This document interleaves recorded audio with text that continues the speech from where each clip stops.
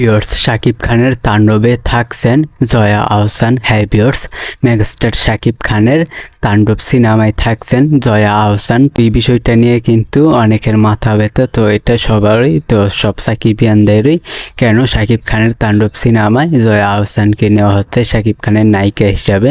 তো ভিউয়ার্স, অবশ্যই এই বিষয়টা নিয়ে আমরা বিস্তারিত কথা বলবো। লাইক দিয়ে সম্পূর্ণ ভিডিওটা দেখতে থাকেন। চ্যানেলে নতুন হলে সাবস্ক্রাইব করবেন। তো চলেন ভিডিওটা শুরু করা যাক। ভিউয়ার্স, মেগাস্টার শাকিব খানের তাণ্ডব সিনেমায় কিন্তু অবশ্যই থাকছেন জয়া আহসান। তো শাকিব খানের এক সময়ের নায়িকা জয়া আহসান অবশেষে কিন্তু শাকিব খানের সাথে তাকে তাণ্ডব সিনেমায় দেখা যাবে।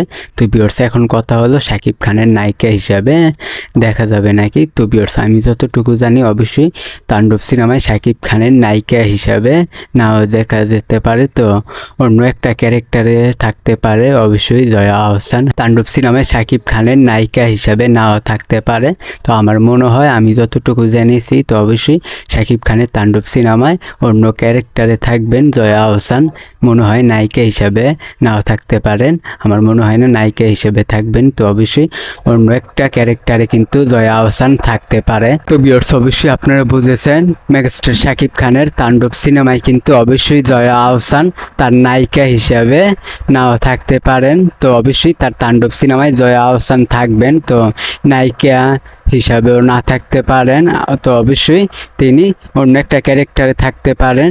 যদি নায়িকা হিসাবে না থাকেন তাহলে অবশ্যই তাণ্ডবে তাকে অন্য ক্যারেক্টারে দেখা যাবে জয়া আহসানকে। তো ভিউয়ার্স, এই বিষয়টা আমি আপনাদেরকে জানিয়ে দিলাম। তো অবশ্যই এটা নিয়ে কিন্তু আপনাদেরও অনেক মাথা ব্যথা ছিল। এই ভিডিওটা ভালো লাগলে অবশ্যই চ্যানেলটিকে সাবস্ক্রাইব করবেন। আজকের ভিডিও পর্যন্ত, পরের ভিডিওর জন্য সবাই অপেক্ষা করতে থাকেন। আর ভিডিওতে লাইক দিতে কেউ ভুলবেন না। আর অবশ্যই আপনাদের কোনো মন্তব্য থাকলে কমেন্ট বক্সে বলতে কেউ মিস করবেন না।